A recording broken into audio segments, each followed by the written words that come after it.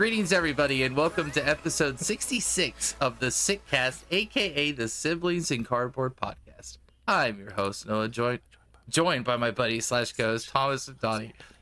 Whether you're a veteran card gamer or you're a podcast group that skipped a week because we couldn't get our schedules together, we're all siblings in cardboard. So what's going on, guys? It's glad to be back with everybody. Hope everybody had a good sort of impromptu week off. I know there was a lot of things going on, but how's everybody doing? There was no week off. It was such an unfortunate week. You know to what miss. I'm not talking about a week off. Like your work internal. schedule got re-screwed up. Yes. Donnie's got tons of classes. I had like family issues with my mother getting a surgery done, and all those things just come together. And Justin is always just like insanely busy. Like that's why he's not here right now. He's just too busy. So it's like it's not as bad as trying to keep a Dungeons and Dragons group going together, but sometimes it was close. Feels like it is.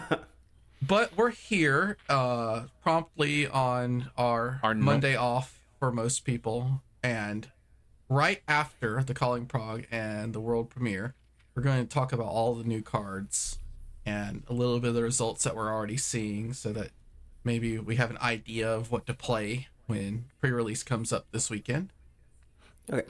So just for everybody's peace of mind, how many times did we try to record last week? Okay. How many times did we schedule it and try to get something done? So initially it was Monday, and then our fallback's Wednesday. Wednesday was ETA issues because we didn't know, and then Wednesday got kicked, and we were shooting for the Thursday or Friday, which was going to be good. And then I woke up on my Thursday, which is the normal day I'd go into the office, but since we're doing virtual training, and I got you've been released, go right back to your normal time. And so I woke up promptly at 8 o'clock, and I was like, are you kidding me? So I had to go into the office and do my normal shift. And so that threw a wrench in the plan. And then the weekend is really difficult because it was the weekend and I was asleep and play, because normally I'm awake, but I was out like actually earlier in the day running around looking for Pokemon. So I'm like calling you on the phone and stuff. And I took an impromptu nap, and I normally would be awake. Like that's prime weekend time. I was out. I mean, I guess technically we could have recorded on Friday, but it didn't feel right because there's so much cool warrior stuff to talk about, and you're kind of our warrior guy. So it didn't feel, it felt incomplete trying to do anything without, the three of us at least. I mean, Justin's a newer addition, but he's kind of hit or miss when he can be here, and he may or may not be joining us here in a little while. He said he might be able to make it halfway through the pod. So we'll either just have a quote unquote gentle cut for him suddenly being here, or we'll do a little episode split, and I'll post 2 separate episodes. So we'll see. We'll Beetlejuice him in. Here. He's coming. Beetlejuice him in? What? Yeah, we'll just keep saying his name, and eventually he'll just appear. Okay. So Beetlejuice. Okay, yeah, got it. Don't say it 3 times though. Wait till just the right time. I've been playing a little bit more Flesh and Blood than normal, despite like missing the podcast and didn't show up to Battle Hard in Atlanta. But I actually showed up to some armories, and I've been in some online armories as well, playing Vincent, Riptide, and Living Legend Florian. Yeah, you said you were going to be playing a little more Florian and Living Legend, and how's that been working for you? You still enjoying it? He is so much fun. I got a match that I'm supposed to do maybe like tonight, so we'll see. Maybe as soon as I get done with here, I'm gonna go play some Living Legend Florian. Yeah, I am on a spectacular losing streak in the league that means nothing. I cannot seem to get a game with KO. I mean, I've played him a couple of times, like for fun games at the Armory, and I've gotten a couple of wins there. But as far as the league, I just get smoked, man. I played against Greg.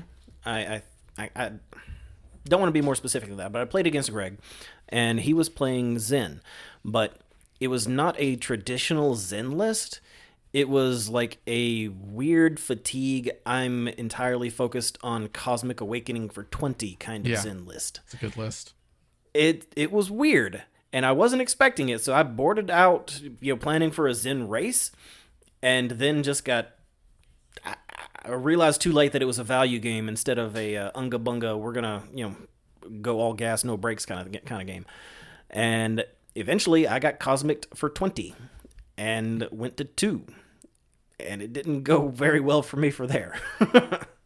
But aside from the League That Means Nothing, last week, instead of playing New at the Armory, I played Jarl for the first time.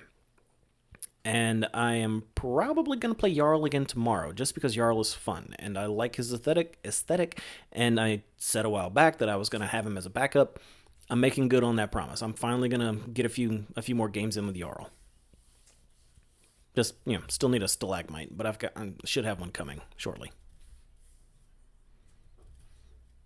Noah, I know that you were at least on Talishar before we started recording. Yes. Yeah, I mean, I play Talishar here and there, but I'm always on Talishar. I mean, on awkward hours or really early in the morning, just grinding Azalea.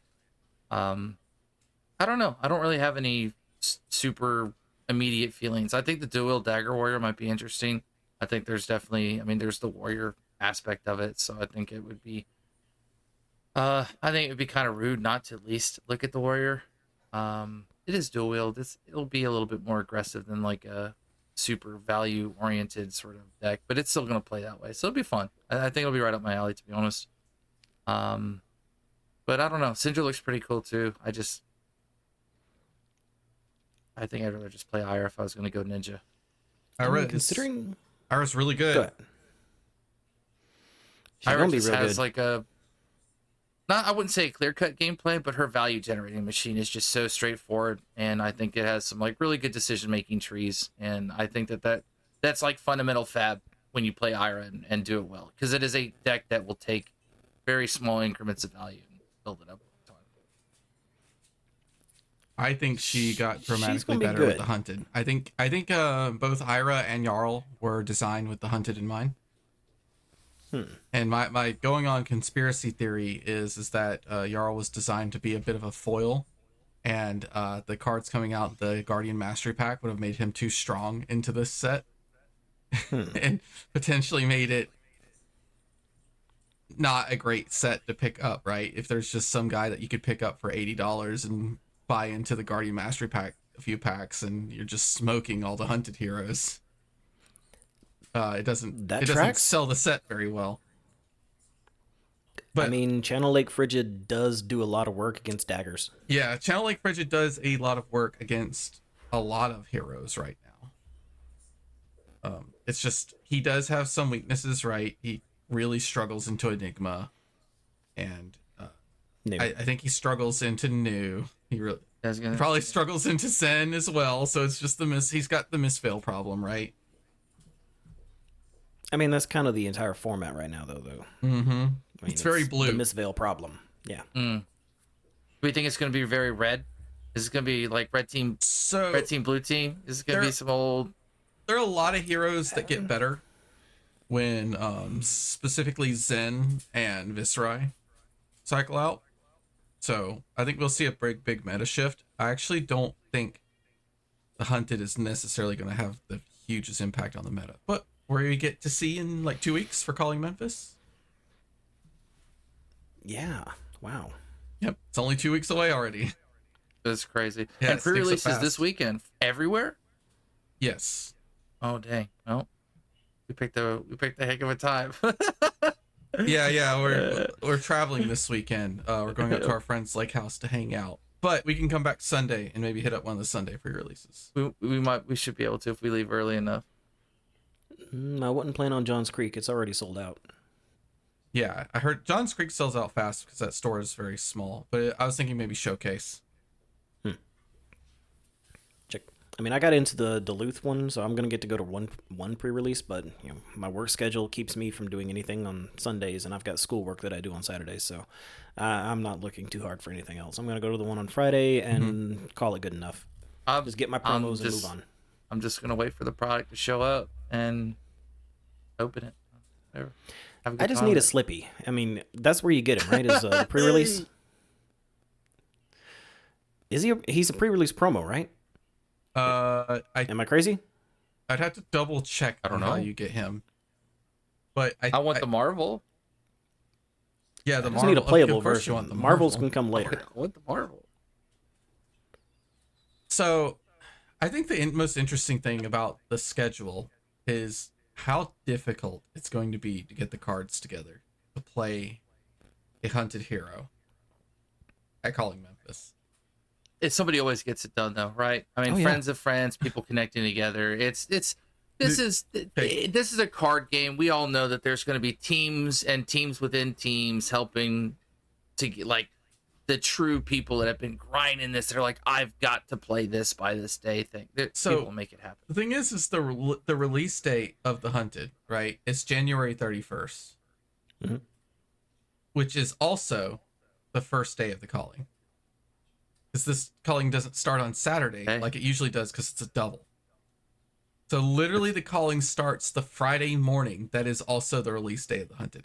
I don't have a inkling of a clue how someone manages to put together a full like Syndra or Fang deck. Well, that might be the release date. Yeah. But let me tell you what. The vendors are going to make a lot of money that day. Yeah. That's about all there is to it. Yeah. That's. I think they're going to be.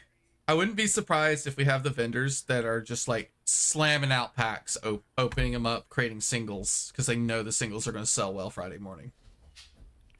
All of them. I would be creating commons, master sets rares, of commons. Yeah, majestics. absolutely. And I would be just shoving them out. I'd have all preset because you get it a little early. You just can't open it. Do you think they'll have somebody like sitting in the back of the booth just cracking cases? And just letting them just going straight to the displays.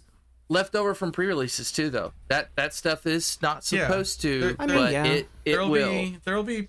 Well, there's pre-release and they product. can combine. Yeah, they can combine that stuff. So I think you could reasonably get all of your commons and most of your rares on pre-release weekend, right? You go to 3 pre-release. No, but if you go to 3 pre-releases, you get most of your commons and your rares. You might pick up a majestic or 2. But if you're trying to finish out a full deck that has like 12 majestics that are in the new set and 2 legendaries that are from the new set, you're paying $50-$60 a majestic.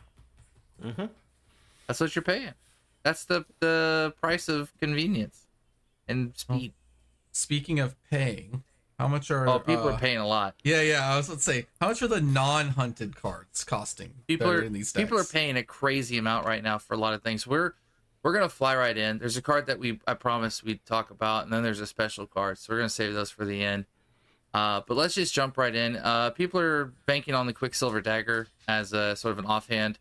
And so this is strictly the cold foil, but Quicksilver Dagger cold foil is up to $14. I mean, it's pretty crazy, 154% increase. I mean, we won't sit too hard on it. It's a Warrior Dagger, just generic Warrior, so it doesn't have the Draconic tag. Swings for 1 once per turn action, 1 attack, or pitch 1 to attack. If another weapon you control is gained go again this turn, Quicksilver Dagger has go again. Infinite ways to give a dagger go again. So it just kind of works in tandem with the Obsidian Fire Fang if you didn't want to dual wield them, or you get a little cheeky. But we start there. In line with that, Oath of Steel has now decided it's no longer just for combo Bolton. They said Dagger Warrior could do it too. So Oath of Steel has shot up to $7 a card. Only one of them. So it's going to be about a $15 Majestic. If it actually kicks off and the deck runs really well with it, maybe 20 on the top end. Definitely for foils, 20, 25. But Oath of Steel is an Everfest card that only really sees play in combo Bolton, just because you need multiple swings to get the value, like the full value of that card. Story just can't do it. This doesn't work. And it's too clunky in Kasai. Like, you're not wait until you get all those cards together. In line with the whole dagger is Stab Wound.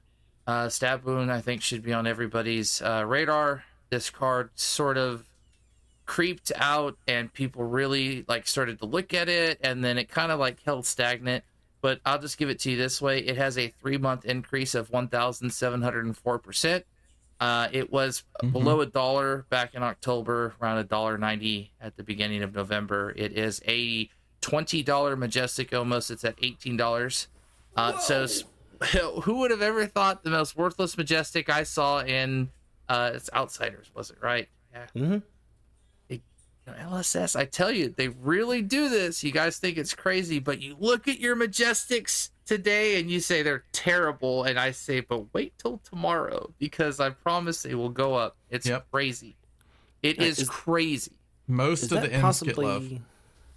Yeah, is that possibly a availability issue? Because Outsiders was 2 years ago at this point. No, was it last year? No, it's been 2 years ago now. Outsiders has always actually been what I would consider a premium set, right? And I don't know how to really kind of weigh them, but Dynasty carries a really high price tag. Uprising had a very sort of right at MSRP. Dynasty people tend to pay a little bit extra. Dusk Till Dawn, because the artist card gets a little bit of a premium, and Outsiders does. It's really weird. The cards inside of Outsiders are so valuable. I mean, at least at the time they were, but the marvels in that are actually pretty crazy. You've got things like Premeditate. You've got things like Codex of Frailty. You've got all sorts of things, and so it is a set that carries a high premium. Like Knives. Like yeah, which we're gonna talk about as well, but not Redback Shroud. But not yet. No, not yet. No, it's okay. Dude, I'm starting to think we're not getting Redback anything Shroud else Assassin for a while. Yeah, I'm starting to think Redback Shroud will never see its day. Like, not until it's the right time. Not until it's the right time. We'll see. Moving on and keeping in line with that, Blade Flurry has seen some love. It was only a matter of time before this card kind of started to go up. Blade Flurry was already such an amazing card. I mean, just on face value, it's a 0 for 4. Crazy expensive. It's nuts. I mean, nobody should be surprised. So it is a $35, or actually it's $40 now. $40 Majestic base. The rainbow foils are surging. Yep, they're 60.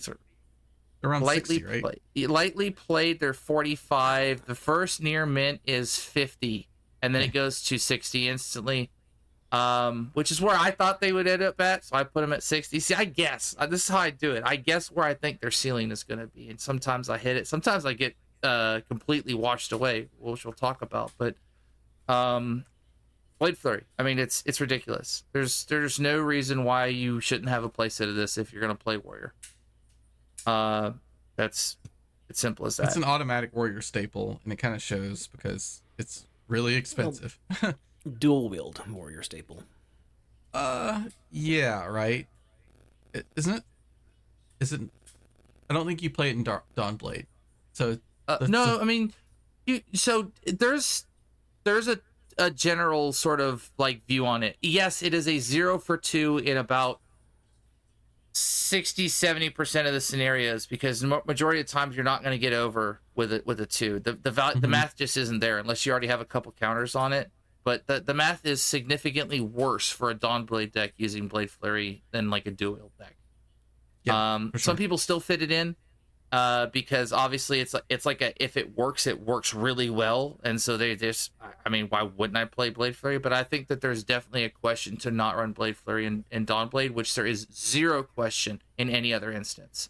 If you're going to play even like I'd say even the Axe, just because you have access to a generic, I think it's just weapon attacks. Yeah, I mean, even if you're going to play the Axe, you'd probably get the Blade Flurry in. At worst, it's a block 3, which is all the Axe cares about sometimes. So we're gonna skip right past this, but I just wanted to mention it. Toxicity was a card that I think was only really good and limited. Toxicity, the promo, because you gotta imagine, it says the next assassin or ranger attack action card you play this turn gains. When this hits a hero, they lose 5 life. There's gonna be lots of pokes and pros. We're gonna talk about it, but it's not gonna be easy. That's to not slip why. things. Oh, okay. Well, there's then there's an interaction with this card we'll go over, and I'm real. And I was going to talk about this card because I think it's one of the coolest cards in the set. I wanted to go over what are the coolest things to do in this set, and that's one of them. Ooh. That would explain the price tag. So the promos are $40. They're completely bought out. No so if way. So they're $40 a piece right now for the Toxicity red promos. Yeah. If you had Toxicity red promos, you are rich right now, and I would unload them ASAP. I might have those just like in one of my stacks of cards. Like, those were promo pack from PT Baltimore during the time period. Is that what it was? Yeah, it was Dang. like the calling or battle hardened in that time frame. 'Cause I got that with the Death Touch promo. Yeah, remember the ones they were handing out for like playing at the time were the spikes with. I don't think Yeah. Toxicity was one that was like that. But either way, if you got those, congratulations. They're through the roof. I just wanted to point that out. Especially the blue ones, I think, right? Oh, I didn't even look at the blues. This is specifically the red. Oh, the red ones? check- the blue ones, check the blue ones. ones are really good. Like, it's because it's just so versatile in the deck that the way we're talking about. It's like perfect part of your blue base. The blues are only $9. Oh, Really? There are people. It's Sleeping on that one. yeah, sleeping. The next card, I've mentioned this before a long time ago that you should have picked this up when it was criminally low. It's $120 right now. Actually, 120. Okay, 123. But then it jumps up to 130 and then 150 and beyond. That's Mask of Momentum. Oh man, what did I tell you? When it was $60 way back in the day, and I was like, that's pretty criminal. That's 90 plus easy on a good day with a real ninja in the meta. That runs it. Sorry, Zen. I know you've got your own special headpiece, but There's going to be at least two now. Ira runs it for sure. And well, yeah. Syndra, I imagine It's runs either it for sure. Well, there's an argument to be made for Mask of the Pouncing Lynx as well. Why not both? Yeah, I mean, why not?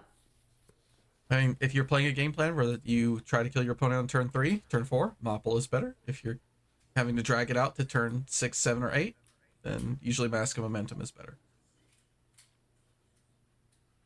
But you guys should have seen this one coming.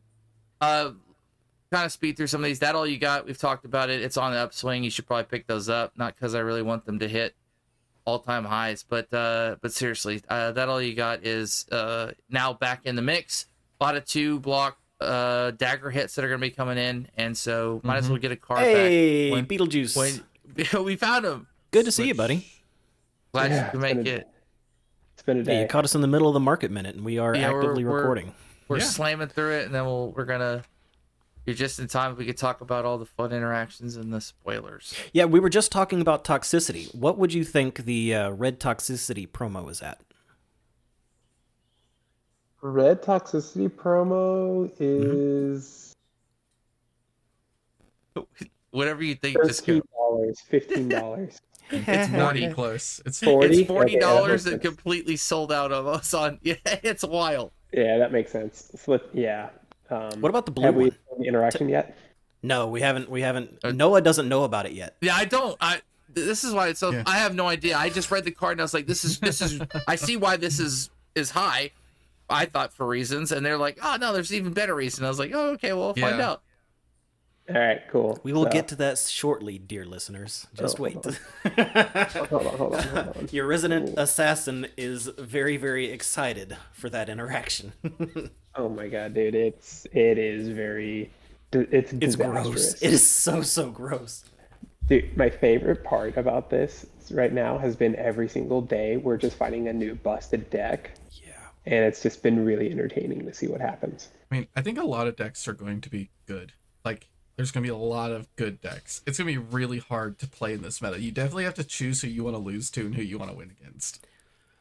Yeah, I mean, that's pretty much going to be the only options. Because you can't prep for 30 different heroes. There's no just way. not enough room in 80 cards. Just No. isn't. Not by design. Now we are. Oh, let me pull up OBS. I didn't know how we were going to be doing this, so Well, I've got you picked up by Craig, so Okay, it's fine. We could do whatever Alright. way. Cool, Just cool. continue on. Yeah. yeah, All right. ready with you. So now Justin has joined us. That all you got was what we were left off on. Okay. Meta staple, obviously coming into a very heavy weapon-esque meta where there's going to be a lot of 2 swings, potentially I guess 3 swings, but you're really looking for those 2 or less swings to still block out a pesky hit and then not lose that card that you've blocked with. And so no surprise this card makes a comeback. It's one of those meta-defined generic cards that kind of goes up and down, and there's a couple we'll talk about. Knives Out, I talk about it a lot. Just it's $10. Look at it. You know, it may or may not make the final cut. This Rounds on Me is also surging up just because you take 1 less damage from attacks the next turn. A lot of pokes are going to be coming out, so I feel like that card's going to get a lot of value, even if you are allowing your opponent to draw. So I feel like at least in this meta against certain decks, it actually does make quite a lot of sense to bring that in. We might as well jump right into it. It is the next one on the list. This card actively went up $17 since I found it at 2 hours before recording and now. And that is Flick Knives. It is $140 for the rainbow foils. It is the most insane thing I've ever seen. I did not expect this at all. One might say this is where the interaction is. I don't know. Those cards might be closely intertwined. Who knows? I know Flick Knives does some wild things, and I've been reading some of the Majestics. There are a lot of really, really interesting effects that Flick Knives would be pretty crazy with. So yeah, guys, I don't know what to tell you, but Flick Knives is now one of the most expensive hand pieces I've ever seen this game produce. And for really good reason, because it's absolutely insane. It is insane. It is completely versatile based on the daggers that are actually in your hand, which is the crazy part. And in tandem with that is Concealed Blade, which is already at $20. I actually think this will go higher. I think that the skill ceiling for some of these assassin decks will be what Craftiness you can do with daggers. Concealed Blade lets you have a wider array. It lets you slip in a Zephyr Needle if you want to get super silly. It lets you slip in a lot of crazy things. Cards nuts. Those two cards together, you can bring something in to flick it and bring something else in. It feels great. Okay. So, go ahead. Just out of curiosity, are there any other arm slots that are even comparable in price? Because I can't think of any that I would think are that close or even remotely close to that. In base rainbow value, no. I don't think there's any that I can think of off the top of my head that are even in the realm. Most chess pieces don't ever get into the realm of that. Most head pieces don't even get into the realm of that. This is one of the this is one of the most expensive pieces of equipment we have seen on a class specific piece, I guess I should say. It is crazy. Well, hybrid class, but also feet tags like you're also looking at like it's the default legendary for have we gone over the acronyms for the new characters? Slippy the Cracks is Slippy and Marionetta is Mario? No. Okay. I might have mentioned Slippy earlier, but okay, cool. Just make it so we're all on the same page. Arachne Slip Through the Cracks is Slippy. Or Crackney, but I like Slippy because I'm a boomer. And Marionetta is Mario because all the agents are the little power-up hats. So, but it's the default arm for both of those. It's the default arm for Syndra. Pretty sure it's going to be the default arm for Ira as well. Yeah, I was going to say they put enough flick stuff into where it could be the default arm for Ira. There's just so many good interactions with that. Like it's already the default arm for Azuri. There's now, if you really want to make it work, you can play like a flick package in new. And so like you're just looking at it being the default arm for every single one of the class. Like for the two classes that it's available for, besides maybe just Zen because Shuko. There is one competing arms legendary. It's Grasp for the Arc Knight. Oh, okay, yeah. Okay. Oh, yeah. I was going to say, I forgot about that. Grasp that makes sense. Man, that's crazy that we didn't all jump on that. Grasp definitely is still 120-ish, 130 right now. Yeah. Duly noted, because I actually think Grasp is the best piece of equipment ever created in the arm slot. It's and tied with Brave Forge Bracers, I guess. I don't know. I think the value of those, but I think that card is nuts. I think Flick Knives might be the best one now. Well, yeah, just because of what it does. There's a lot. It does a lot now. But before we saw this whole entire set, I would have agreed with you that Grasp is the best piece of equipment we've ever seen. Yeah, Grasp right now is a minimum of like $124. So yeah, it's right at the same point. Actually, this is good card. It did nothing wrong. Tome of Imperial Flame, $70. That's for your rainbow foils. We already told you guys how this was going to go when this card came back into it. The second Tome of Imperial Flame wasn't included in the ban of all the books, by the way. Everybody should have bought 100 copies of it. I'm just like theoretically, like that's what you should have done. And if you did, you did it. If you want to play Draconic. Yeah, Or if you wanted to play Draconic. I don't know about getting into it right now. Buy now you don't do it. 3 tomes Yeah, and a a past flick tense knives thing. and you're $350 down. Like Yeah. You already did or you didn't? Like Yeah, you were on early or you're off. I'm sorry, but you got to wait till the next set. the assassin tax is about to be the craziest thing ever because these cards are going to get wildly expensive, even more when the deck starts winning. Censor is still, along with Erase Face, your 2 meta cards. Censor's at $21. I think the card is a wild finisher. A lot of cards that you already kind of know you just don't want to see get played. Whether they have it or not, doesn't matter. Just call it anyway. Feels good, especially if you kind of read their hand and you maybe know what's in it if you want to get cheeky with it. And now we're just to the end of it. I'll talk about the card that Donnie, I think, wanted me to mention. That's New Horizons. I actually agree that it's very criminal, the price that it's currently at. I think it was you. You mentioned it, cold foiled New Horizons. Yes. I think the cold foil will still always, when the card becomes meta again, will be slightly lower. Reason is that Tales of Aria is the only set where it's reverse. Yeah. There's less unlimited in production than there is first edition. So weirdly enough, unless it's like alternate art, what is it? Channel Lake Frigid or some like weird type of things. Most times people want the Rainbow Foil New Horizons. So it will actually go a little higher. At least when it was in Lexi Prime Time, they were like identical in price. And usually the cold foil is always slightly higher. They're both at $75 right now. So $75 for the Rainbow Foil. You can get a cold foil right around the same price. This is an easy 120, 130 headpiece in meta. It's a really good headpiece. Don't know when it's going to be meta again. Ranger. It's like in my top 5 of art too. New Horizons art. Very classic very, fantasy very art. It's so good. It's great. So, and then, go ahead. I thought if you're done, I wanted to mention a card that hasn't been spiking. Oh, I've just got Command and Conquer to talk about, which I'm so thoroughly Command and pleased Conquer. for. We'll do one more. At the end. So Command and Conquer is this is a moderately played, but I actually think it will drive the price down. It's still $100, but what I'm talking about is the reprint. And I know we've talked about this before. How would they ever change Command and Conquer? Would they just reprint it again? What would they do to it to kind of make it, I guess, I don't know, a little more value accepted? Because I think $100 for that staple is crazy. But I actually really like what they did. So they didn't spoil the card. They didn't ban it. They didn't reprint it again in a white border. They changed it completely to give a whole nother set of Command and Conquers to chase. And I think they're going to be in Rainbow Foil. I don't know if there's a cold foil variant. There's an EA version of it. Oh, God. Okay, so they double dipped. So this is really cool. So now they've created a lower variant sort of non-chase and then an extended art chase. So this is even better. So they've actually will completely curb the price of white border CNC and black border CNC because people will want to chase. They will. Sure. It's a way to create value without taking away from the actual card's intrinsic value and still keep it a staple. So I thought it was a really good way to handle it. Unless you like kudos LSS. They did up the rarity though.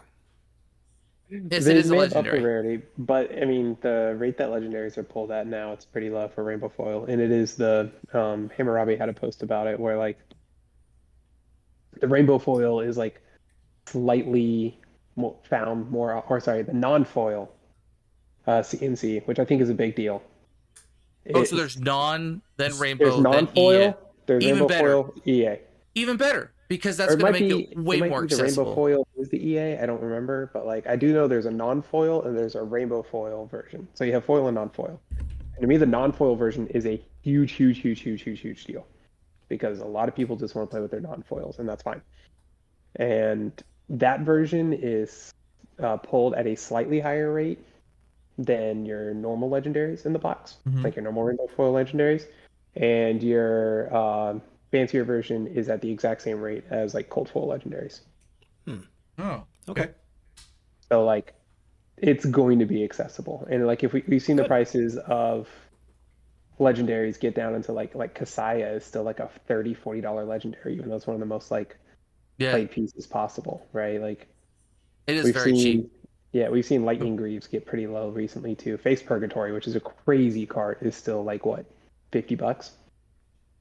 Somewhere in that range. I don't remember the exact price off the top of my head. So it's like this is going to drive the price down a lot. I'm very, very pleased with this. I think more is better too. More card arts for these cards that are like very iconic is pretty exciting, as long as they're like clear, right? Don't get crazy. We have like 50 arts of all the same cards and they have the same name but do slightly different things or weird stuff like that. But Yes. I think they're doing a good thing. They're not printing it into the ground, like a lot of people are asking, which I think is a terrible idea. But they're addressing a problem where many decks need 3 copies of this card to be competitive. Right.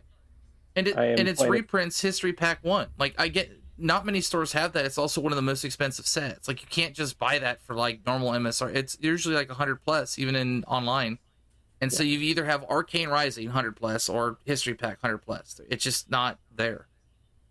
I plan on now hunted 100 plus. Yeah. Right? All right. Stop. So we'll find out. To cap off, I think the market minute, I wanted to mention a card that didn't spike and go crazy. That's Flame Scale Furnace. If you speculated super hard on this card, like spiking, unfortunately you were wrong, because I don't think it's played in any of the new heroes. The new chess piece is kind of good. It's that new kind of chess good. piece was, nobody knew about it. That just sucks. That was a bad gamble. Yep. I'm sorry if you gambled on and bought like 10 Flame Scale Furnaces hoping to sell them for $20-$30 profit each. It's not happening. I think you're lucky to get your money back. It'll be interesting to see what ends up getting played. But it now goes from a staple chess piece to like a sideboard thing. If that. So, yeah, it'd probably be like the first card you cut. Yeah, you're like, wait, hold it. Am I done with Disruption yet? All right, cool. We can cut it now. Okay. So let's get into the cards. There are a lot of cards to talk about since we didn't like go through all the spoilers and stuff last week. We missed a whole week. Do we want to just like do kind of our favorites and move on from there and maybe do some honorable mentions at the end? Each of us pick like one or two favorites and then an honorable mention. I think that's a good way to approach it. And I think we'll just start with you, Justin, because we can go ahead and throw out or whichever the two of you wants to do the fun interaction that Noah doesn't know about. And also either one. Amazing card art. Holy crap, some of the art in this set is so good. So I have no interest in buying any of these 3 heroes, but I am in love with the art of this set. Like, this set is so pretty in a lot of directions. And if we don't get a pirate set in the next year, I think there's going to be an actual like riot. The card in this set is Shelter from the Storm. I love the art. Beautiful card. Beautiful extended art card.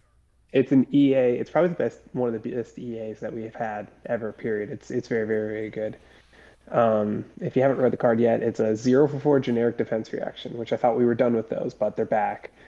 And it has an instant effect where you can discard it, and then the next 3 times that you'd be dealt damage, prevent one of it. And it's just such a utilitarian card. It's a house. It doesn't specify damage type, so now you can use it against Wildfire combo if you're really weird. You can use it against Rune Chance in a pinch. You can obviously use it against like the ninjas who are going 3 wide against you now, which is like really, really good in general. Like, it's an insanely flexible card. Did we read out what the card does? Because I think we got to be a little careful that these are new cards. Yeah, I thought I did. I thought I explained it. Okay, we explained it, but we did we read out the text? And it was a 0-for-4 generic defense reaction. Yeah. And it has the instant discard effect. Yes. Specifically. Yep. Yeah. Okay. Yes, I did explain that. Okay. And Oh shit! It passed me. No worries. I'm getting distracted by my other monitor with all the hunted cards up. Yeah, you see all the pirate art and you're like, you weren't here in pre-recording, Justin, but I thought I saw that card on Twitter and I thought it was fan made. I'm not joking. I just was like, that looks like fan made. I was like, that's really cool. They want a pirate set, because I read the card and I said, there's absolutely no way, even at Majestic Rarity, they print another 0-for-4 generic. I said, there's just no way. There's absolutely no way they put this back into the game. And they said, no, I don't know. They said, not only is it's real. I can't believe that's a real card. I actually can't believe it. I can't believe that card is real. Well, there's a lot of cards that I can't believe are real. This is wild. There's a ton of them. There's so many of them. But my favorite one is Shelter. Like, I love the design of it. I hope this means some other cards can get banned in the future. at some point, possibly, maybe. Yeah, like But it's the cards that let you block for 4 instant speed and help you dig. yeah, like yeah, that would be cool to get rid of at some point because I've been having a lot of conversations about this card with people, and like 2 people think it's better than Sink Below, which is a crime for how good this card is. They're all like, yeah, they're like, oh, this replaces Fate for Scene, and I'm like, Yeah. In that's not the some bar I want to decks, clear. it might. I think in decks where you don't really need the hand filter, where like every card is so replaceable that it doesn't truly matter, you're probably just going to play Shelter instead. Yes. Or if you have a real ninja problem, but that's a very those are very specific decks. But if you need to dig, 3 Sink Blows, 3 Fate for Scenes are like the first 6 cards in your deck. Yep. But I love the card. I love it. It's such a cool design. It's so flexible. It does all the cool things that I want a defensive card to do. Besides what are they? Quicksilver Flexors? Quick Dodge Flexors. Oh, I knew that's what you were going to Those say. are crazy. Those are my 2 favorite cards in this whole entire set. That is a crazy piece of equipment. Okay. The quick dodge flexors? Yes. Yeah. Quick dodge flexors are a generic legendary equipment legs. They have 0 innate defense and have the text defense reaction, pay 1. Add this to the active chain link as a defending card. It has 2 base defense, this chain link. At the beginning of the end phase, if this defended this turn, destroy it. It's equipment at defense reaction speed. It's a whole nother level. No, it's more than that. You could pitch a blue into this and block 2 on 3 chain links. You can pitch 2 blues into this and block 6. It's not once per turn, Yeah, Noah. it's And not it doesn't once- say Wait, once per what? chain. This has to be Okay. a once per. That's Okay, wild. okay, hold on. There's a justification.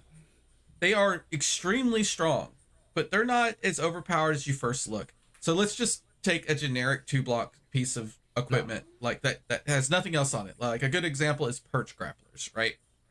Because you barely ever use the other text on it. It blocks 2.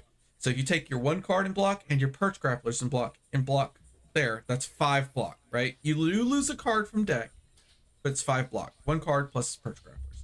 So quick dodge flexors only catches up in value when you pay the 3rd resource. But once you pay the 3rd resource, you're zooming. Like the value is wild. You turn your blue plus card into 6 points of block. So that's like having a 3-block blue boot on 1 turn, which is essentially like an adaptive plating, if you want to think about it in a weird way. Where it's like essentially blocking with like adaptive plating plus card, except you get to keep the card in deck. And you get to spread it out in 2s rather than 3s, Yes. which could sometimes be really. Yes. And Which is a big deal. my mechanologist heart hurts when I saw this card. Dude, there's just no way to play mechanologist because they love going 3 wide and they love coming in for 5, 4, and 2. And this is just terrible. So like, what are you gonna do? You finally find your boom grenade off the top, and I finally don't have the D-react in Arsenal, but I just have my flexors up. So cool. Oh god, it's so bad. You always have a defense reaction. You can never surprise anyone with a boom grenade. And I love Dash.io so much, but they hate Nobody expects the boom grenade.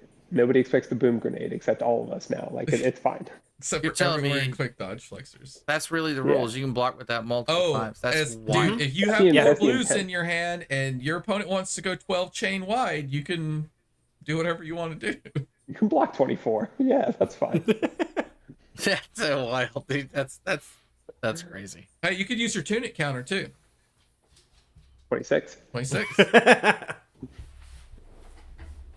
Wow. Think about it. That's going to be the most expensive piece of equipment I think I've ever It seen in is my life. probably going to be quite expensive because it is generic. It I fits would- really well into basically any deck that I'd runs buy 100 of 12 them. plus blues. And hold them. So, Yeah. like Florian, that might be Florian and Jarl's base boot. Yep, it Full is. stop. Yep. Like well grounded versus like that's better than Civic Steps by a long shot. Oh, yeah. By a mile. by a Oh million yeah, miles. dude. I'm Yeah. sorry for people who are sitting on a bunch of Civic Steps. Those things are Oh toast. no! Yeah. Civic Steps. God. Yeah, they're pretty messed up. They're out. Thank God I hated that card. But anyways, yeah, that card's crazy. I love those. I love both of these cards. I love that they're generics. I am a little scared about CYB fatigue being back because now you just have literally so many 0 for 4s and reaction speed stopping wide things. but they're cool, and I like them. Also, worst case scenario, you have the extra resource from playing a CYB, you throw it into the boots. Like, yeah, exactly. And that's the part that I'm scared about with it, is that it's like you use the 2 on the flexors to like cover up a problem, or like I need to get this CYB out and stay like near math, and you use it for that. But we also have like a ninja that's about to go like 27 chain links wide, so this might be just fine anyways. It's very strong. Yeah, so that's my 2 cards. All right, Donnie, then what's your 2? I know one of them for sure.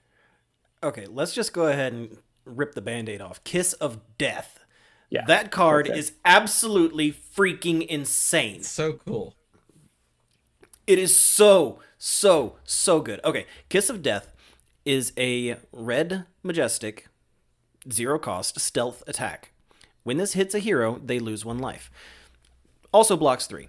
Everything's normal, fair and good, fine and dandy so far, but when you get down to the bottom line of text, where it says assassin action dagger attack, that's where everything starts to get a little wonky. Because this is the reason why toxicity is so expensive now. Why that promo is so expensive now. Because you play the toxicity, you play Kiss of Death, you give Kiss of Death go again by whatever shenanigans you feel are appropriate at the time. Just Slippy tech. Slippy. Slippy's good. So good. Yeah, let's start with Slippy. The first stealth attack has go again. So you swing the Kiss of Death, and then it gets go again. On the next chain link, assuming that they blocked the Kiss of Death, because if they don't, it's a 0 for 4, plus toxicity. On the next chain link, you send literally anything you want and flick the Kiss of Death. Not only does the toxicity trigger, but the on-hit effect from the dagger triggers as well. So you're getting full value from toxicity and full value from Kiss. And if they make the mistake of letting it hit, it's a 0 for 5. They make the mistake of letting it hit. This... I am more excited about this card than anything else in the set, just because of the amount of shenanigans that you can do with this thing. It's so good. To be fair, this card is awful as a 1-card play. Oh yeah. It is absolutely dog water. Like, it needs support of the hand. So like, you're never afraid of a naked Kiss of Death. Like, you just block it with a 3 and it's done. That's the downside compared to like Searing Shot, right? This is basically Searing Shot with stealth on it, and it's for assassins. But can I Tarantula Toxin a Searing Shot? I mean, yeah. That's what I'm saying. As soon as you add in attack reactions and support, then this card gets pretty wild. Because it's a dagger, the Tarantula Toxin, both sides are live. Both sides affect it. Yeah, It does the +3 pump and the -3 on the block. So this thing comes in for 6 on hit, take 1. So it's a 2-card 7 that if they blocked, it's a 2-card 10. Yep, it's pretty good. It's pretty nuts. Yeah. So in order to play this Friday morning and calling Memphis, you need to somehow secure 3 and 3 Majestics. It'll happen. Somebody, for sure. Somebody's going 100% going to be there. There's going to be some assassin simps out there. What, playing Mario and Slippy? Both of them are insane. Yeah, for sure. Yeah, you said that you've had a few test games with Mario, right? Yes. Yeah. He's good. He's not new, but he is good. He is very good. He scares me. He is an aggro deck that disrupts the hell out of people, and that is scary. And is that mostly because of the dagger or just everything in general? Because the dagger is the other card that I want to talk about. You talk about the dagger, and then we'll talk about what it does with Mario. Okay. Are we good on Kiss of Death for the moment? Because I am very, very eager to get my hands on my playset, because I'm going to be playing this card. Not necessarily in new, but I'm going to be playing this card. Good? Yep. All right, Hunter's Clave. The other dagger. Not the token, not the draft weapon. Hunter's Clave. Justin, you said the other night this may be the best dagger that we've got so far, and I think you're right. Yep. I don't think it's a may. I think it just is. It's so good. It is so good, because Mark does Anyway, Hunter's Clave is a assassin weapon dagger, one-handed, swings for 1, once per turn action, pay 2, go again, standard stats. All right, it has piercing, so we're going back to the piercing things. And when this hits a hero, mark them. Real simple, innocuous text box, right? Nothing bad ever happens when you're marked. I'm sure. I mean, even if this is like a 1-card play, like let's say you're getting beaten down, you're just like, I can give up my whole hand, I get to keep a card. Throwing Hunter's Clave is pretty compelling, right? If they don't block it, they take a damage and get marked. And then you get to flip into a marionette hero.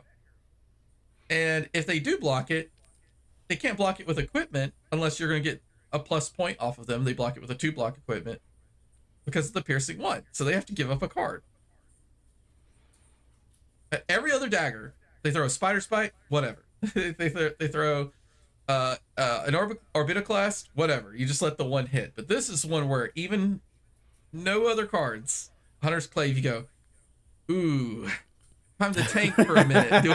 Do I give up a card to a 1 dagger swing? Like, and then you do, and then you swing the other Hunter's Clave. Yeah, you tune it, swing the other Hunter's Clave, and then they block it. Then you just flick it. You flick the other one and get them anyway. Hunter's Clave is so good for so many reasons. It is. I legitimately think you run it in every single assassin, like even new. I think you could run the mark package in new because it is the mark package is insanely strong. It is so strong. Like you can't do CYB and Glaive yet. We haven't figured out how to do that. If someone does, they just won calling Memphis. Good job. But the mark package is really strong. It just puts so much pressure on it, and it's like instead of playing some of the mopey cards where it's like I don't know if this is actually like disruptive or not. You like say you're playing new, right? And you had E-Strike in your deck because you had E-Strike in your deck, right? Replace that E-Strike with Mark of the Black Widow, which is a stealth card that says if they're marked and this hits, banish a card from hand. Right? Or you now have like, if you want to just like do math plays, you do one of the most broken cards in the whole entire set, Savor Bloodshed. Would someone like to read the card? Yeah, Savor Bloodshed is the +4 to the next dagger attack, and if it hits a marked hero, they draw a card. Is that it? Yes, that is Savor Bloodshed, and that is, I believe that's the name of it, but it's definitely Savor something. That card's broken. That was one I was going to probably mention, just because I'm a big fanboy of a lot of the art in this set, and the art on that one's also really good. You can gush about this card. Talk about it. Okay, this card is so cool. I think it's got almost like a League of Legends vibe on the art, so maybe some people don't like it as much, but I like her little hair bobs, and like her expression when she's like licking this dagger off. But Savor Bloodshed. Very Harley Quinn. Yeah. Yes. It's a majestic, comes in red, 3-block, warrior assassin action. Your next dagger attack this turn gets +4. The next time you hit a marked hero with a dagger this turn, draw a card, go again. So this is already like almost an unconditional scar for a scar, right? That's just peak flesh and blood math. And then if the opponent's marked and the dagger hits, you draw a card. So it's a 0 for 4 that replaces itself. This card is incredibly strong. Obviously gets a bit foiled by very defensive decks that can cover it easily, but it's almost always going to grab a card plus a 2-block piece of equipment. Almost always. Oh, the next time you hit a marked hero with a dagger also includes flicks. Oh, but it's piercing. It's piercing. And that's, oh, you got to give up 2 cards to cover this. So this is always tempoing +1 card. Ooh, and here's the issue. If you flick, that counts. Yes. So no matter, even if you block it, it just forces me to flick, and that's fine. Because there's a bunch of retrieve cards now, which basically say pay 1, get a dagger back. And conceal. So you can kind of flick without impunity, and you just keep doing the thing. It's so good. That card is crazy. Yeah. Savor Bloodshed is really strong. Yeah. There's just so much love for assassins in this set. You can tell Brian Gottlieb made this set. I mean, assassin is like the class. All 3 cooked. Yeah. All 3 cooked. I think Azuri probably got the least amount of support, but even she picked up some stuff that she could play here. Right. Yeah. Well, OG Arachne, but like, Oh yeah. yeah, he Easy to exists. forget about OG Arachne. Contract Arachne is not good. Oh, that poor guy. Was there any contract cards in this set? Just limited version cards. Oh So, yeah, the stuff contracts. Thomas, do you have another card that you? Oh, Okay. yeah, because that was so Yeah, that was his one. all right. I'll keep going on art then, because the next card that like really caught my eye art wise was Devotion Never Dies. Also love the name of the card. Oh, that is a good one. Yeah. It's just a beautiful card. I think it's going in and out of decks. I see it a lot of times as 2 ofs, and I've heard people just cutting it completely. So don't know if it's going to be like amazing, but it reads it's a 1-cost ninja attack action, 2 block, 4 damage. When this hits, if a draconic attack was the last attack this combat chain, banish this. If you do, you may play it again this turn. Go again. So it's just one of those really high rolly cards. If it hits and you have the extra resource, it's a 2 for 8 that only costs 1 card out of your deck. That spreads across 2 chain links. But I like it because of the art and because I think it's just a cleverly named card, and it's the flavor of the set is so good. It's really good. Yes, it really is. Yeah, I'm a huge flavor guy. You guys know I love the flavor of the different cards and stuff, and that actually reminds me of one more card that I want to talk about when we come back around. But yeah, the flavor is 100% on point for everything in this set. So have you had to read through some of the cards? Have you had a chance to read through some of the cards? Yeah, I've been looking at all the cards, but like there's so many that I want to talk about. Like it's crazy, right? Like usually there's a few standouts, but like there's even like some comments that I'm reading that are just like really good, like just really good comments. But I think Dual Threat's a really good card. I mean, I think it's pretty cool. I like generic cards. And so it's also yellow. It fits a weird niche. Not a lot of yellow cards are played. I think it's pretty cool. It blocks for 3. If you've attacked with a weapon this turn, the next attack action card you play this turn gets +3. If you've attacked with an attack action card this turn, the next weapon attack this turn gets +3. With Go Again, super cool. I mean, like, what's not to like about that? It's a 0 for 3 pump with Go Again. It's pretty universal in what it can do. And blocks for 3. This card is kind of wild. I think it's like nimblism on crack. It's yellow. And it blocks 3, and it has a ceiling of +6. What? Like, man. The card's problematic. I'll go ahead and say it. It's problematic. Can you get both effects in the same turn? I mean, yes. I mean, okay. You Are you ready for the line? You swing with a dagger, Go Again. Then, like, you break chain. You play this, and then you attack, and then you swing with your other dagger. Oh yeah. Because you're gonna. That's wild. Never mind. This is crazy. Are you ready for it? Are you ready for it? Kodachi for 1. You take it. Head jab. Pain in the backside. Why not? Because that card's good. Right. We'll talk about it later. That card's amazing. Right? That was my next one.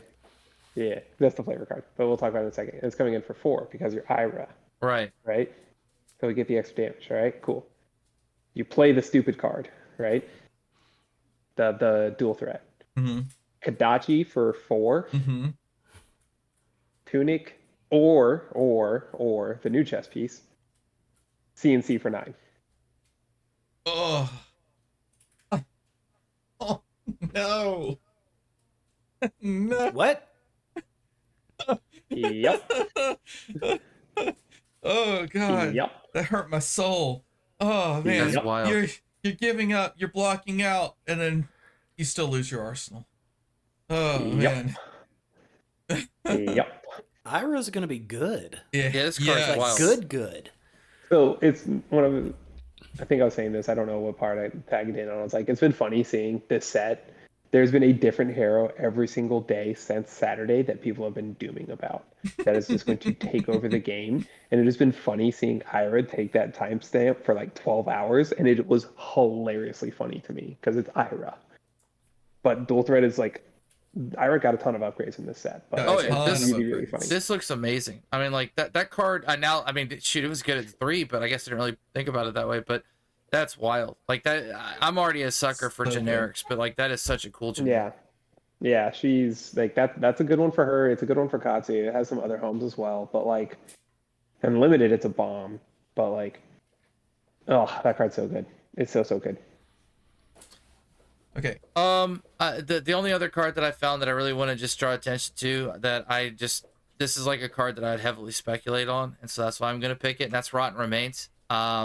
I don't think there's anything really good about it right now, unless like we have an influx of 1-cost cards that are or 1-attack cards. But I feel like down the road, when we get Benji at home that maybe can only do 1-cost attacks that are unblockable, this will eventually be real. But Rotten Remains is a blue that blocks 3. It's a generic action attack. When this attack should be banish a card with 1 power from each hero's graveyard. If you do, this gets +1, then repeat this process. Dude, you just love your ass blue cards. One day that card will be amazing. I don't know when, but one day. It's got a pirate on it. I guess it's just part of the pirate meta. So. It's part of the pirate meta. I like it. I mean, it has a niche use against new. I mean, you can banish the stealth blues from the graveyard, and then she can't use the and isolates from Missouri. So. But you have to banish 1 costs from yours too. No, you may. Oh, from is each. It's you have to do from each. Sides. You have to do This is weird, but it's written for a reason. So that's why I'm going to pick it up, because they know something that I don't, and I'm going to read between the lines. I still like the Rotten Remains in new, because then you get like 1 turn in the late game where you get to do the big thing, and then like you've dumped out both your graveyards, and or into the banish zone, and that's kind of whatever. But like both of you have a threat, right? This is crazy in the new mirror, right? Like this card's insane in the new mirror. Yeah. Or like no chance. There's going to be some other cute spots where that card's going to show up. Hold up, buddy. Swing with dagger. It like hits. You go Rotten Remains for 2. Go again. Banish a whole bunch of 1 costs from both of them. It gets super huge. You transcend. You start playing all those blue prognoses and stuff out of your opponent's Spanish that you just banished. No, this is funny in the new mirror. It's so funny in the. Yeah, no, seriously. Like, so you're thinking about like the last turn of the game. You both have 4 cards in hand, and so oops, I'll cheat, right? You go dagger new, play Rotten Remains. It gets go again. Dagger new, and you pick their prognosis. You banish the prognosis. You throw the prognosis at them again, and then you get to do it again because you just banished it. So you get to go Rotten Remains prog, and then you still have 1 card left for the mass trigger. So you literally rip their whole entire hand apart just because you can. I think it will have some like niche interactions. One funny one that I saw was somebody did get both of Syndra's blades because those are 1 costs, and they didn't have the blue in hand to bring it back. That's so good. Yeah, they like ripped the hand apart and they went Rotten Remains on the end of the chain. Ate both and of their just daggers. took Syndra's just ate both of Syndra's daggers, and they lost the game on the spot. See, this is why these cards are fun for me. I'm gonna have a lot of Rotten Remains in one of my binders. It'll happen. I don't know sure if it's you going will. to be. I don't. Yeah, it may remain in your binder. They will. They're gonna be Rotten Remains, baby. Right I'm next, gonna have a right next to the collection of them. bingos. Right next to the bingos. Hey, don't you And the dare red- talk bad about bingo. And the redback shrouds right now too, and the Shriek Razors and my Vibe boxes. Okay. Those are all mine. Oh, Yeah. dude, Redback Trials never seen the light of day. Do you Not guys yet. want to hear the most busted thing that came out of this set? And it doesn't affect Classic Constructed, luckily, so we're all safe from it. But Dragon Scalar Flight Path is absolutely wild in Dromai. Like, holy crap. Yeah, that's pretty good.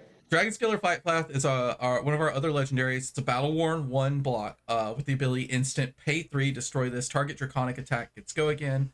If it's a weapon or ally attack, you may attack with it an additional time this turn. This ability costs 1 less to activate for each draconic chain link you control. So That's you're playing wild for Dromai. Dromai. You have a 4-card hand. You pitch 1 red. You play Rake the Embers. You make 3 Ashwings. You play Tome of Imperial Flame. You go up to 3 pitch. You go up to 2 pitch with 3 in your pitch zone, right? You activate Flame Scale Furnace. You go up to 4 pitch. You play Dominion with your 4. You swing with the Ashwings. You swing with Dominion. You eat a card out of their hand. You break the boots. You swing with Dominia again, and you eat another card out of their hand. You've now swung for 11. You have a 7 attack board presence, with one of them being Dominia, and you banish 2 cards out of your opponent's hand. If they didn't have a popper, they are toast.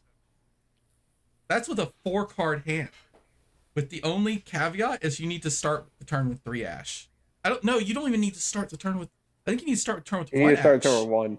Yeah, because you're gonna make 2 off in flame. Dude, she could do this on like turn 2. This is just. I mean, Dromai is pretty good in Living Legend now, just because of these boots. Yeah. What do you guys think of the drop of Dragon's Blood? The legendary you only have 1 of in a constructed deck, and it costs 1 less to play for each Draconic Chain, and it's an instant, just gain 1 draw card. I think if they let any of the legendary cards be printed as 3-ofs, they all would be problematic.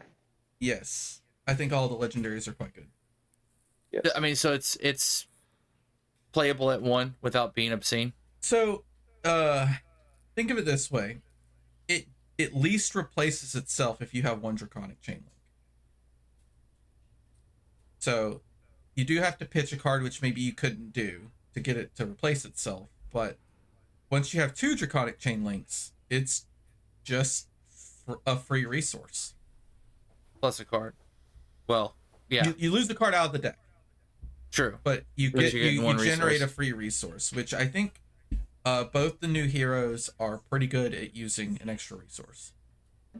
Yeah, Syndra, a couple of people have been joking that Syndra's just trying to commit tax evasion as much as possible. Where, like, she wants to play all these 1 costs and things like that, but doesn't want to actually pay for them. So, like, one of the interactions that's coming up is Flick Knives with the new chest, because the new chest, can someone read it? I don't remember the exact wording on it. Yeah, we haven't actually read it. Hold on. And it's wild. Yeah, it's a crazy chest. I'll bring it up. It's obscene. Yeah, sorry. Unfortunately, I'm on one screen. No, you're fine. Oh. I was scrolling up to try and find it. Okay. And then I think I stains overshot it. of blood spill or something like that. Yeah, I just had it up. Stain. Blood spattered vest. Right? That's what we're talking about? Yeah. It's Assassin / ninja equipment chest. Yeah, this is the thing that made Flame Scale Furnace not valuable. 1 block. Blade break. Whenever a dagger you control hits, you may gain 1 resource and put a stain counter on this. Then if there are 3 more stain counters on this, destroy it. Right, so the interaction is that if you use Flick Knives, it just says when a dagger hits. Flick Knives considers the dagger hitting, so at any point when you just need a resource, one of the times when you flick your dagger in Syndra, which you do every turn anyways, because why wouldn't you? You just get to commit tax evasion 3 times a game. Dude, this is like a tunic you can use on turn 1, 2, and 3. And it's also not a once per turn. So there are worlds where wow. What? Yeah, you go do like the thing, you do Blood Runs Deep, so you get both the dagger swings again and just bring them all back and you just like run it. And so like there are turns where like you look at your hand and you're like, wow, I wish I had 2 resources. But you have Flick Knives and Blood Runs Deep, so now you do have 2 resources. And it's crazy. It's an aggro card, obviously. Like, you're not playing this in a 20-turn game. At that point, Tunic's just better. Yeah. But if you're here for a good time, not a long time, that card is insane. I think a lot of these decks might be here for... Well, I guess they have different... I was going to say, I think there's different ways that they can play. I mean, I think there's probably a way to edge out a little bit more value and sort of slow it down with some of these decks, but you'd have to weigh why you do that versus just racing all out, because I feel like the decks are going to do that very well. Like the Warrior, to me, I think there's very aggressive combo lines. Even using some of the older cards, I have to go check the wording on it, but I don't think Steel Blade Supremacy is a sword-based weapon. I think it's just target weapon, right? Gains +2, and every time the weapon hits, you draw a card. I can check for you. Because if I always thought that since it was a Dory card, is it a Dory card? It's a target weapon. No, but story specialization. It is a Dory specialization. Thank God. Okay, yeah, I was gonna say. Yeah, I was gonna say. I thought there was some caveat as to why that possibly. I could have told you it was a Dory specialization. I've been working on saying in Mario, and I was about to say if I missed that, I'm the biggest doofus ever. No. That's my oversight. That's my want. Is that man, we could get that because that's a lot of card draw. Then I was gonna say, well, Faye's gonna be card rich. He'll have cracked the Warrior code with how do I get my hand wider. Oh, he figured it out. Okay. So let's go ahead and talk about the other legendaries. I think all the legendaries here are pretty fun. This is the most flesh bag that we've gotten in a single set. I guess one of them's a traverse the universe, and the other one's a flesh bag. So, what's the name of the new warrior headpiece? I forget it. The Imperial Kabuto or something like that. Kabuto. Yeah, that is it. Yeah, the Pokemon. Yeah. Yeah. Let's see. Kabuto. Let me bring it up so I talk about it accurately. This helmet is really funny because it is a warrior helmet that really hates on warriors. Kabuto of Imperial Authority, 2-block, blade break, legendary. When this defends until the end of turn, opponents can't attack with weapons. I am so sorry, Bolton. I'm so sorry. This dude. Yeah, nice Illumina. Yeah. Nice Lumina nerd. It just stops Lumina in its face. Nice blood on their hands, nerd. Like, yeah. Oh. It also stops spectral shields too. So there's that. Yeah. It has the cute thing that it can start a spectral shield wide turn. But I'm a little confused about this headpiece. Like, why did warriors need to target warriors so effectively? Well, I mean, it's all weapons. Fang mirrors, maybe?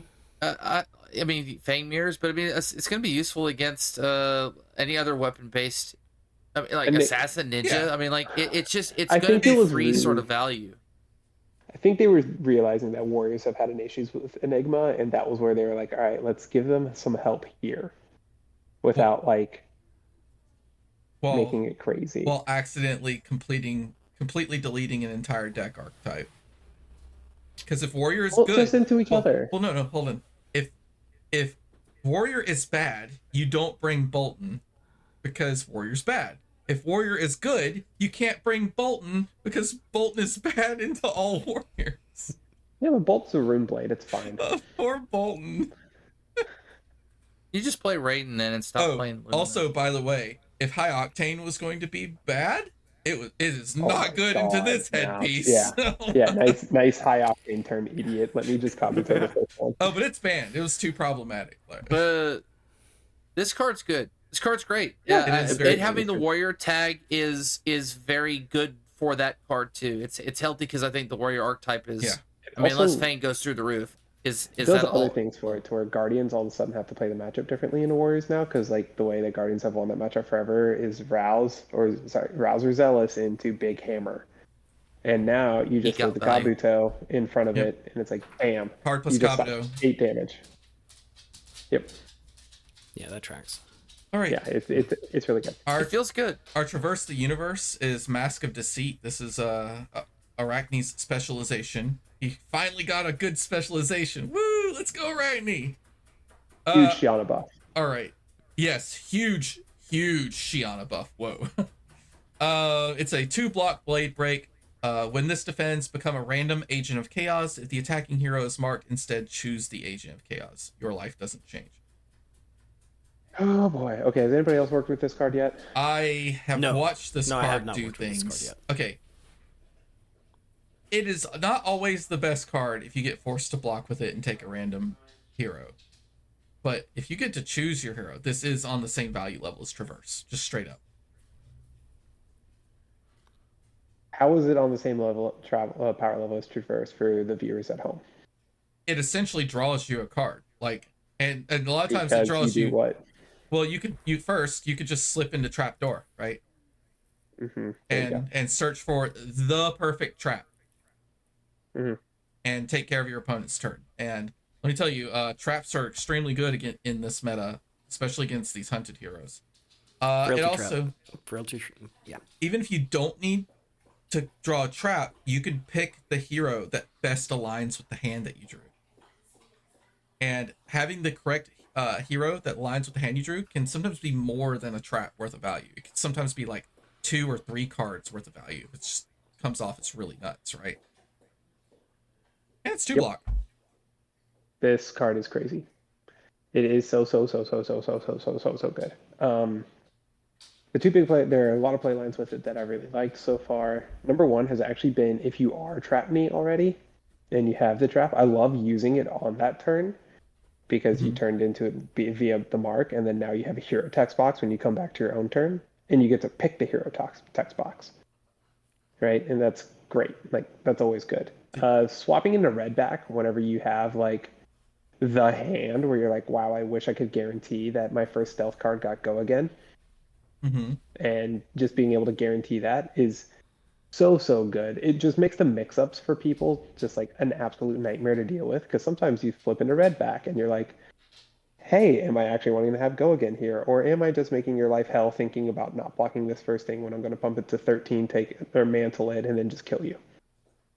So it's like it's just really good. But my favorite thing that I've done with it so far was playing against a Fang. They were testing out the Oath of Steel combo to like, it was like Oath of Steel Flurry Stance to try to like go 5 attacks wide. And on the first one, I just used Mask and then immediately got the Frailty Trap and just played it. And they like auto conceded.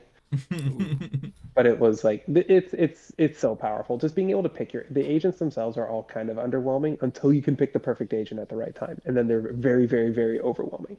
I also like if you go really late game, you could use it as this like eventuality by pulling Tarantula, because you could pull Tarantula and then you guarantee like a flick knife hit also steals an extra life. So your opponent can like if the headpiece is up, you can't go to 2. You can't even like safely go to 3, right? Because you're gonna get flicked once, and then he's gonna rip Tarantula and then flick you again the next turn. So I think that it's really strong. I think it fixes a lot of the problems we had with Arachne, because like what if you low roll and just never get a form that lines up with anything? Once per game, you at least get to choose if you're patient enough and wait till your opponent is marked. Should we talk about the Fable next? I want to talk about my biggest disappointment in the set. We can use that as the Fable. Talk about it. My biggest disappointment in the set is that the Chaos talent seems really undercooked. We got 2 cards. We got Spurlocked and we got the Fable, other than Arachne himself.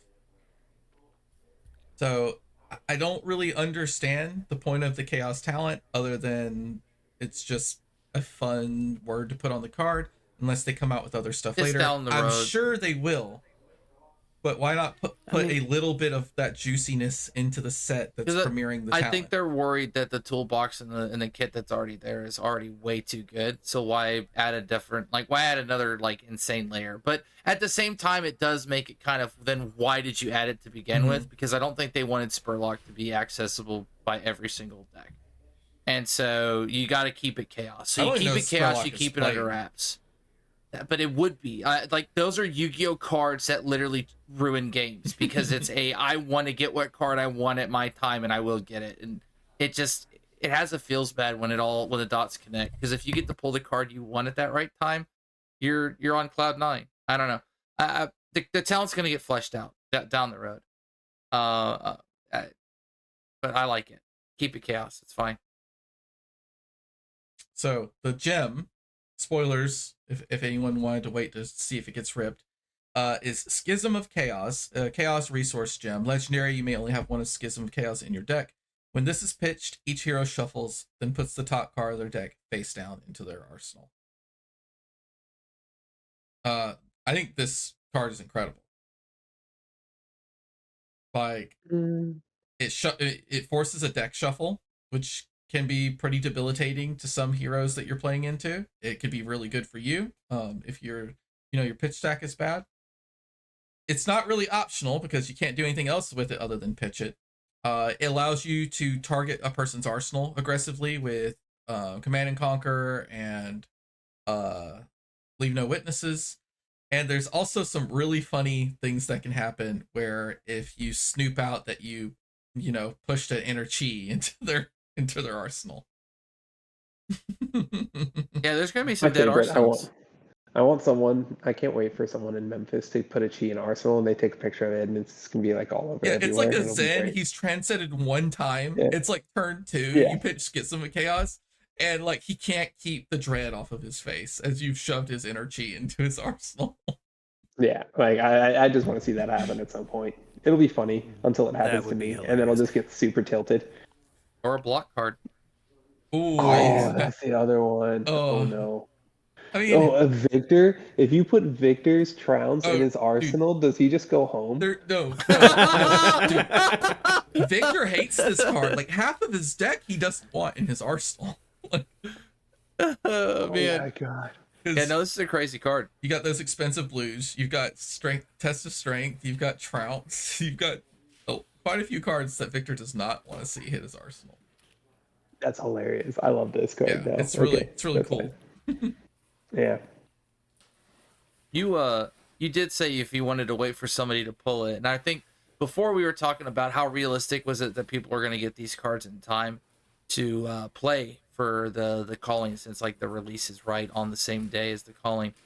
So I mean, I was looking around for the results for calling on Twitter, and I didn't come across those, but I did come across somebody has a full cold foil suite of every Marvel, including the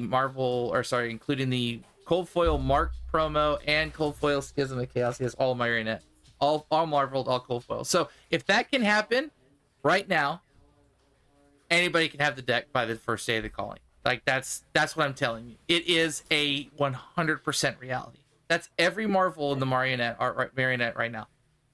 He also has an insurance policy out on all of that. So like let's just pump the brakes on that. It's crazy. I don't know if he actually does, but he should. Yeah. Or they. They look beautiful. That card's some of them look so good. Mario's gonna be such a pretty Marvel. Yeah, this is gonna be a really expensive chase set for me just to get those and hold them. This is gonna be expensive. This is going to hurt because like I got some cases, but man, I need to get more. I know this is gonna be a set where I reorder. Oh, I will say good things. Say something nice about the set. Building Fang, you can build Fang almost exclusively from this set. That's pretty good. Good. Like, we looked at the 80 cards, and I think we had. It was equipment. It was like the only thing at one point that wasn't from the set. And that's usually what it'll end up being. Yeah, But, and that's like How? But that's like really, really good. How impossible is it to build a viable deck without Mask of Momentum and Flick Knives? Oh yeah, the other two heroes. With Syndra. Oh yeah, you said Fang. Yeah, Fang's the warrior. Fang will be fine. Yeah. And most of the equipment's not going to be astronomical either for the warrior. Yeah, like I mean, you're gonna shell out for Valiant Dynamo. Grains is not that expensive because heavy hitters is pretty well bought. 68. Yeah. The arm piece doesn't really matter. They're all just kind of replacement level, and they all block 3. So sure. And then your headpiece can be just whatever sparks joy. You could play Kabuto just because it'll be the cheapest option. But like, it probably will be. I was gonna say I think the non-foil crown's gonna be an accessible one as well. I mean, they're all 3 headpieces are pretty accessible. Both arm pieces are as well. Or hell, just play Balance of Justice or whatever. Just like it doesn't matter. Like your headpiece just needs to block 2. There is a generic card in this set, by the way, Noah, that you're going to hate. It didn't get brought up, and I want to make sure it gets brought up because this card is hilarious. It's called Sound the Alarm. Oh yeah. No, I read that card, but it's so weird. They get a defense reaction. Yeah, it's a 1 at the for top 5. of their deck. It's a 1 for 5. So they just draw on the next turn when you have the attack reaction in your hand. Yep. But heroes that generate ponder tokens. Yeah. Yeah, but I was gonna say like they have to have a ponder and sound the alarm and put it on top. Oh, you mean Codex of Frailty? Use Tunic, play Sound the Alarm. No, they get it in the next hand no matter what. Yeah, they get. But they're not gonna get it in their arsenal. Yeah, because like you have a D-react to the hand, that's fine. What if I dominate you? Okay, sure. Yeah, that's fair. But yeah, I mean, I understand. Like it is a problem. Like but there are so many attack reactions that it's an inevitability. I mean, like Emboldened Blade is there, right? Because they're assuming there's going to be 800 D-reacts at some point. So I don't know. I guess that is pretty I funny. don't like it. If they sound the alarm, ponder a defense reaction to their arsenal, then you immediately Emboldened Blade. It's funny. Like you're basically telling me you took that card. So like I mean, especially because you get to see it, so you see the Emboldened Blade, and you're like, you ponder and you look at it, and you're like, I can't arsenal this. I can't do it. I think this card is still like really strong, even if no text beyond when this attacks the hero they reveal their hand already makes it pretty decent. Yeah, it's already pretty good. Perfect information. It's already crazy. Yeah, it's getting information on your opponent's hand in a meta full of attack reactions is really good. We might need to sidebar this for later, but Aurora got an armory deck wild, and I know people are. There's a lot of why Aurora. I'm on the why Aurora list too, but I'm not really. I mean, she can have why Aurora. I don't care. You guys all suck. I think it's great. It's a little funny. I think all the Rosetta heroes needed a little bit more. Yeah. Florian is like one card away from being really potent. Aurora is basically there. So I guess out of the 4, why Aurora might be right. Acilio definitely needs like 2 more cards. And Verdance needs a lot of cards. Like her archetype just doesn't even work correctly. I can rant about the wizard part of Rosetta, but I'm not going to. I'm going to be positive. I love Skizik. Skizik is a great card. Yep. And why is it lightning? Why did it get that tag? I don't know. I don't care. I'm very happy it has that tag. Wait, do you think it would have just been elemental or something?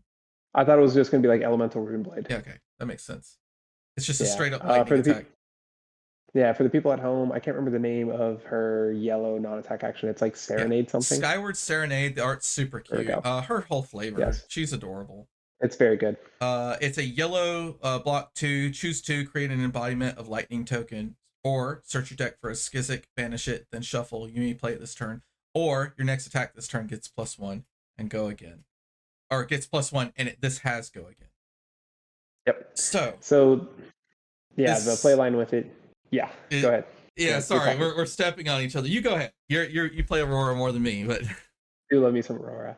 You just tutor for the thing. Like the easy line is you tutor for the thing, you do the embodiment of lightning, and you just found like a 0 for 4 go again, right? But if you already have the embodiment of lightning, you get to do +1, and so then you did the tutor for the thing. You play Skizik or Skyzik. We'll call Skyzik. You play Skyzik, and now it's just like essentially a 1-card 5. If you already had the embodiment of lightning up. And what's crazy is this is 2 Arc Lightning pings off 1 card. 2 Flicker Wisp pings. Yes, 2 Flicker Wisp pings off 1 card. And it is great. It being a yellow is good. You giving a non-attack action in your deck that pulls an attack action out of your deck is actually really, really good for a lot of reasons. But one of them being is that now you can actually play Face Purgatory and it not be embarrassing because you have 15 really good non-attack actions that you're happy to play, as opposed to having to play Blue Electrify. So on your like Flicker Wisp, combo turn, this is a 1-card 8. Uses 2 cards out of your deck, but it's a 1-card 8. Yeah, but I don't care. You're dead. Yeah, exactly. I could pull 20 cards out of my deck. Sick. You're just dead. So love it. Yeah. Super happy about it. But can't wait to see what the equipment is. It'll probably, some of it will be disappointing, some of it will be cool. I'm happy with Skyward Serenade. I hope to see 1 or 2 more cool cards in the deck. I think traditionally we get, I don't know, since this combos together, maybe we get like 1 more card, but usually it's only 2 with like a new equipment suite, right? Yeah, it's usually like, because Dio got the Fast and Furious and Cerebellum for the 2. So I think that'll be the main deck cards, and then you just get to make the equipment suite better, which is wild because that equipment suite's already good. All right. I think we've like nailed it almost perfectly. We're going to wrap it up at 90 minutes. We covered a lot. So we did. Shout out Simon Nielsen for winning the thing. We did it. Yeah. And that's all we need to say. Yeah. And that's it. That's all we'll talk about with the calling. It was a limited calling. I think an interesting data point is that there was a different hero, undefeated. There were 3 undefeateds. They're all different heroes. So that's just some interesting balance. Okay. You guys got anything else? Enjoy pre-release. Have a good time. Pull some really good things. Don't get FOMO. I'm sure there'll be some ways to get the set. Definitely, this is going to be a single set. The way that it's shaping up to be, the high-end stuff is probably going to be a little higher than it normally is, especially the Marvels, just because of the price tag on it. So definitely go singles on this set. Is what I would say. And wait a little bit. No, this is the market's going to flood. This is not an advertisement paid by LSS. Buy. Rip packs. Yeah.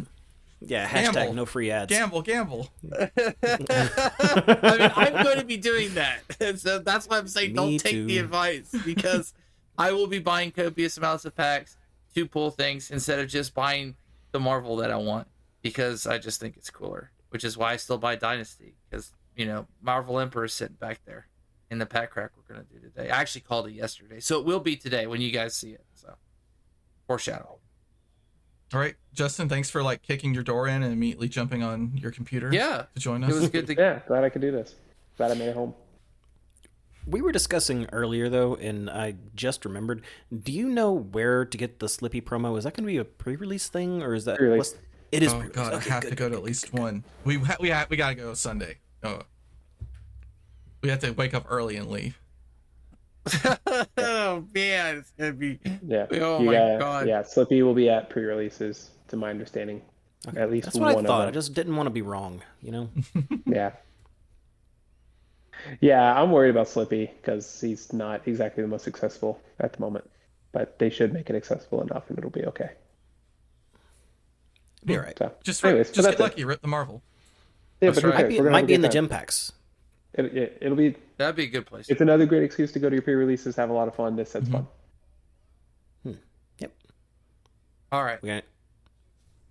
Well, if nobody has anything else, Thomas, where can everybody find you? Yeah, you can find me at Wet the System Fab on Twitter, at Wet the System on Blue Sky, and Wet the System on Discord.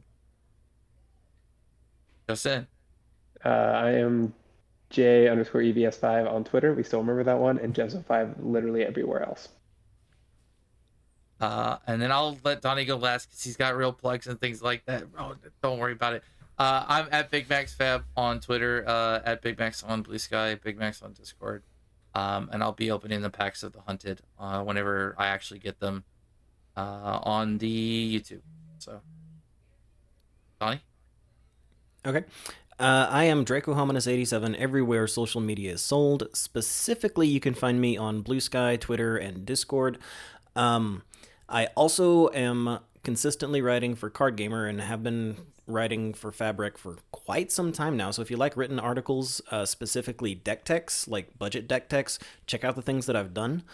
The next one that's coming out, the next article that I've already written and is just waiting to be published, is the top 10 assassin cards coming in the Hunted, which will probably be out in the next couple of days. I'm not exactly sure, but we had to get a really quick turnaround time on that. So it's top 10 assassin cards, and I may have been overly enthusiastic and also did 2 honorable mentions and then the top 5 cards from previous sets as well.